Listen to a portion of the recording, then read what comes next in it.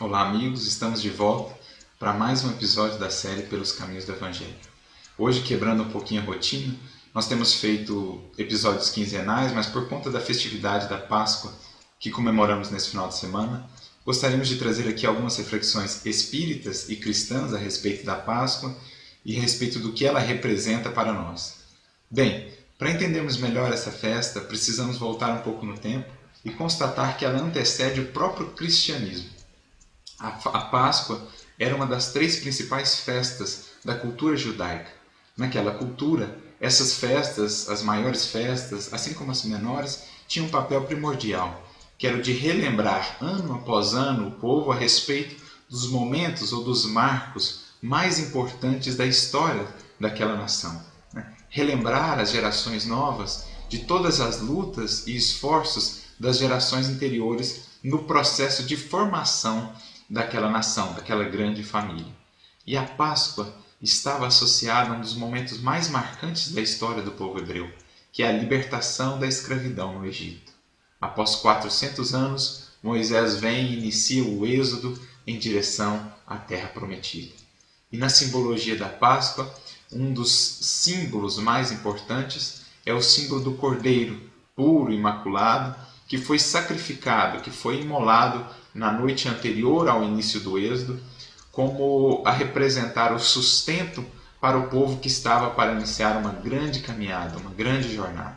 Então cada família se reunia e fazia ali uma ceia, onde aquele cordeiro sacrificado servia como alimento, o alimento que lhes daria sustentação para a longa caminhada que estava por iniciar.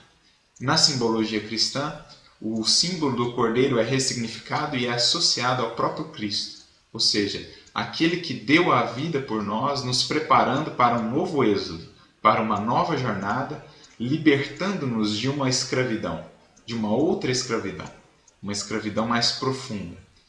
Muitos, quando Cristo veio ou quando ansiavam pela vinda do Messias, aguardavam a libertação do jugo romano. Israel, à época do Cristo, estava submetido ou subjugado ao jugo do Império Romano. E muitos acreditavam que o Messias seria aquele rei libertador que libertaria Israel do jugo, do cetro do Império Romano e traria esse cetro de volta para Israel, que passaria então a comandar as nações.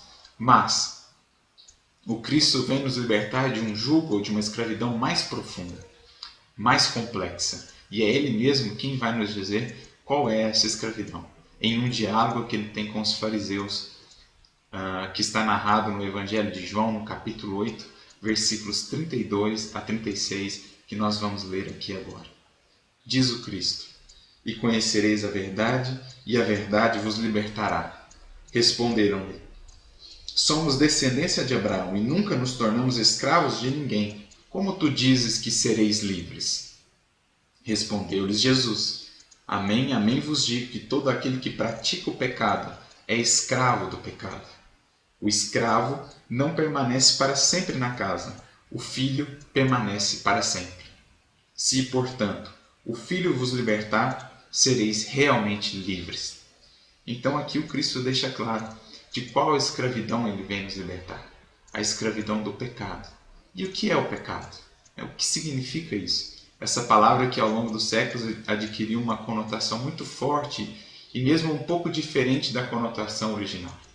No hebraico, pecados, a palavra que foi traduzida como pecado é a palavra ratá. E o que ela significa? Literalmente, desviar-se do alvo, desvio da meta.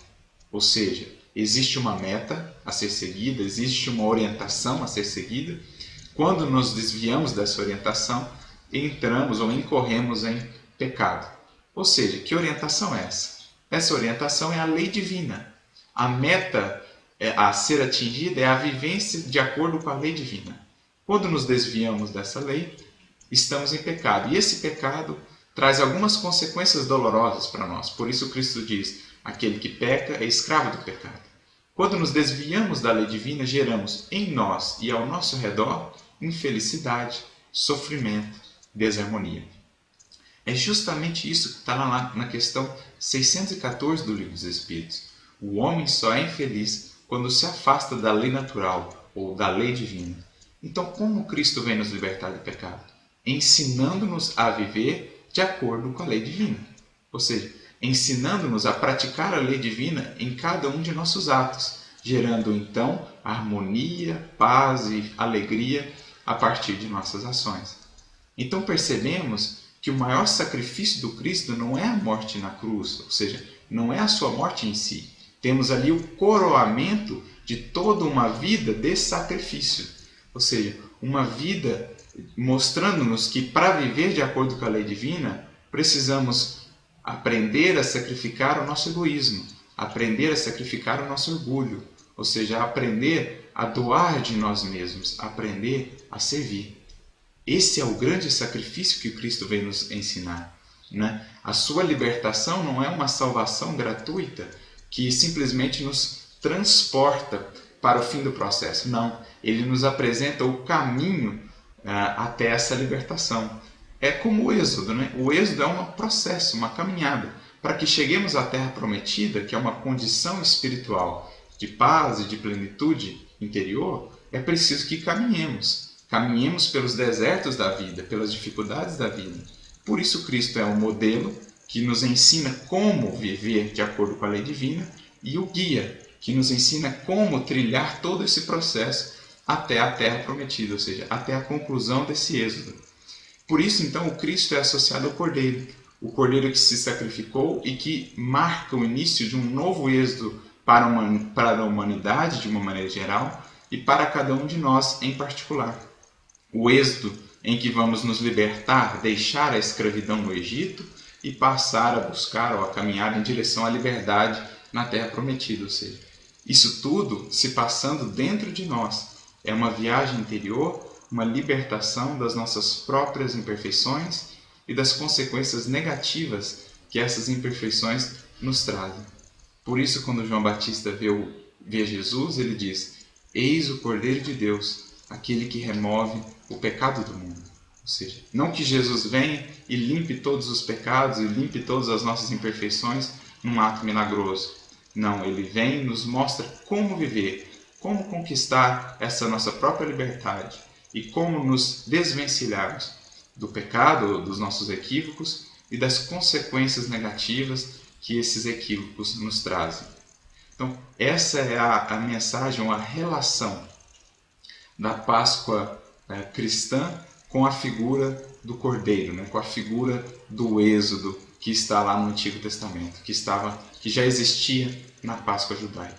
Cristo inicia um novo êxodo, um êxodo em direção à nossa libertação espiritual. Esse é o maior sacrifício do Mestre, não o sacrifício da cruz, que foi apenas o coroamento de toda uma vida de sacrifício. Ele quis nos mostrar, então, que para alcançarmos essa libertação, é preciso que aprendamos a sacrificar o orgulho, o egoísmo no altar do próprio coração. Cristo, então, espiritualizou todos os sacrifícios, mostrando que o sacrifício mais agradável a Deus é o sacrifício do nosso próprio egoísmo. Essa é a lição primordial da Páscoa, essa é a lição primordial da vida do Cristo, o Cordeiro que remove o pecado do mundo. Mas a Páscoa traz outra mensagem muito bonita também, que é a mensagem da ressurreição. Porque muitas vezes, ao analisarmos a tarefa de Jesus, nos detemos na cruz, acreditando que ali é o marco final da sua missão, mas não é. O marco final da sua missão na terra é a ressurreição. O que o Cristo queria nos dizer com isso? Queria nos dizer que a cruz, as dores, as dificuldades de nossa vida são sempre um processo, que não tem a última palavra, não são o fim, mas conduzem ao fim, que é o quê? A ressurreição, ou seja, uma vida mais aperfeiçoada, uma vida mais bela, uma vida mais plena. Então essa é a grande mensagem da cruz e da ressurreição, a mensagem da Páscoa, a mensagem de que todas as dificuldades da nossa vida nos conduzem para uma vida melhor, nos conduzem para uma vida mais aperfeiçoada, que é simbolizada na ressurreição. A dor, o sofrimento, a morte não têm a última palavra, porque depois deles vem sempre a ressurreição, uma vida mais bela, uma vida mais plena, uma vida mais aprimorada. Essa é a grande e a mensagem muito bela da Páscoa, a mensagem de esperança. A mensagem de que tudo se renova, de que a vida prossegue sempre. Por isso, a Páscoa era comemorada no hemisfério norte, onde ela surgiu, na primavera, como a nos dizer que após os invernos mais rigorosos da vida, a primavera ressurge e volta a trazer a vida, a beleza, a cor, o perfume. Não importa o quanto seja rigoroso o inverno de nossa vida, a primavera haverá de retornar, trazendo consigo a renovação, a vida nova, a vida mais bela. Essa é a grande mensagem da Páscoa, a mensagem da esperança, a mensagem da ressurreição. Pois, como disse Jesus em suas próprias palavras, Deus é Deus de vivos e não Deus de mortos. A vida sempre prossegue, a vida sempre se aprimora. E para aqueles que se unem à mensagem do Cristo e buscam vivê-la, a vida é cada vez mais bela, cada vez mais plena, cada vez mais aperfeiçoada. Pois, como Cristo nos disse, Ele veio para que tivéssemos vida, vida em abundância.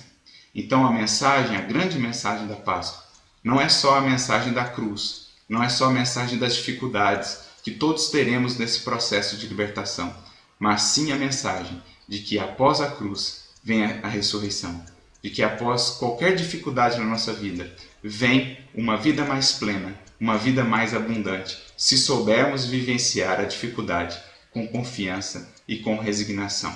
Eis a bela mensagem, que possamos então abraçar as nossas cruzes, reconhecendo nelas a oportunidade de ascensão, a oportunidade de nos aprimorarmos, de nos aperfeiçoarmos. Porque outra palavra que também teve o seu significado um pouco alterado ao longo dos séculos é a palavra sacrifício, que na verdade significa tornar sagrado. O sacrifício da cruz, o sacrifício que fazemos buscando seguir ao Cristo é na verdade uma maneira de nos aproximarmos de Deus, de criarmos mais intimidade com o seu amor, para que possamos então ter uma vida nova, uma vida ressuscitada, uma vida mais bela. A vida segue sempre, não importa as dificuldades. Eis a mensagem bonita da Páscoa. Que Jesus nos auxilie a abraçar as nossas cruzes sempre e a abraçar a luta redentora como o meio que nos conduzirá a Deus. Que Jesus abençoe a todos, que a paz do Cristo permaneça sempre conosco.